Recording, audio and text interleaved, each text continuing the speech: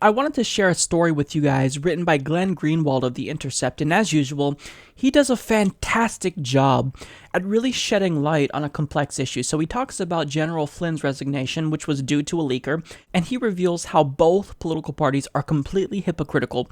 So he states, General Michael Flynn was forced to resign on Monday night as a result of getting caught lying about whether he discussed sanctions in a December telephone call with a Russian diplomat.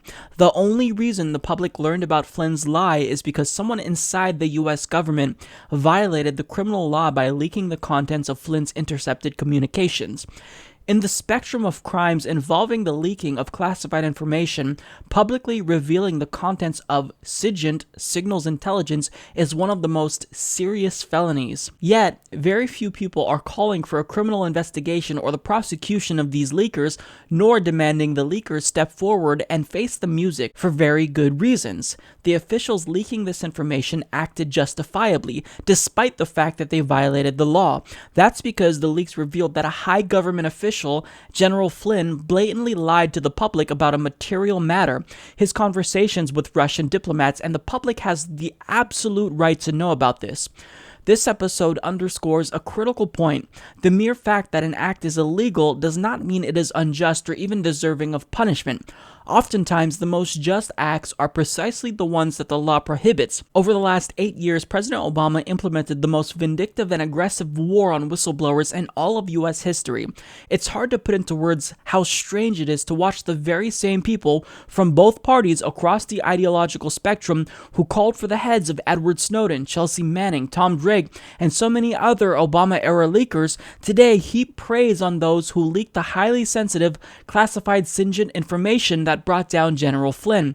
It's even more surreal to watch Democrats act as though lying to the public is some grave firing offense when President Obama's national security official, James Clapper, got caught red-handed not only lying to the public, but also to Congress about a domestic surveillance program that courts ruled was illegal.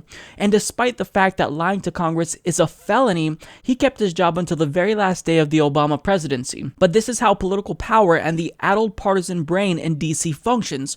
Those in power always regard leaks as a heinous crime, while those out of power regard them as a noble act. They seamlessly shift sides as their position in DC changes. Indeed, while Democrats have suddenly rediscovered the virtues of illegal leaking, Trump-supporting Republicans are insisting that the only thing that matters is rooting out the criminal leakers, and Trump himself today, echoing Obama-era Democrats, said that the real story isn't the lies told by his national security advisor, but rather the fact that someone leaked the information exposing them.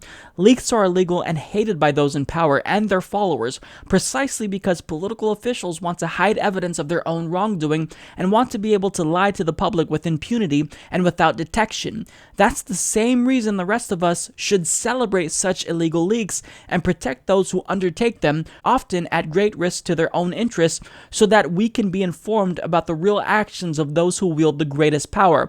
That principle does not change based on which political party controls the White House. So everyone is a hypocrite, and Donald Trump, now that he's in the hot seat, well, we have to highlight his hypocrisy. During the campaign, he said this: Russia, if you're listening, I hope you're able to find the 30,000 emails that are missing. I think you will probably be rewarded mightily by our press. And now he's saying this: We're going to find the leakers. They're going to pay a big price for leaking. So, I mean, as citizens, we have no horse in this race. Partisan politics in Washington, D.C., well, they do it to the detriment of the American people. They play partisan politics and they bicker based on party lines because, you have to be on a team. But we don't have to be on a team. We could be consistent and we can always back whistleblowers. These are people like Edward Snowden, Chelsea Manning. They put their lives on the line. They sacrifice their freedom so that way we can be educated about the wrongdoings of our government.